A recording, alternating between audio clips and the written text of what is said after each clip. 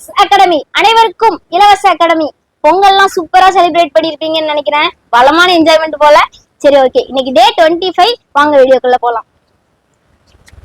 இப்போ ஒருத்தவங்க கிட்ட உங்க பர்த்டே என்னன்னு கேக்குறோம்னா இங்கிலீஷ்ல what is your date of பர்த்னு கேட்கலாமா? கேட்க கூடாதுங்க, தப்பு. சரி, வேற எப்படிதான் கேட்கணும்? What is the date of your birth அப்படின்னு தான் கேட்கணும்.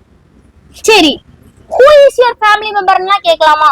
கேட்கவே கூடாதுங்க. இது ஏன்றது வேர்ப் டாபிக் பாப்போம், அப்ப பாப்போம், சரிங்களா? அப்ப ஆனா இதுவும் தப்பு. சரி, which is your family memberனு கேட்கலாமா? அப்படியே கேட்க கூடாதுங்க, தப்பு. சரி, வேற எப்படிதான் கேட்கணும்? which is the member of your familyன்னு தான் கேட்கணும்.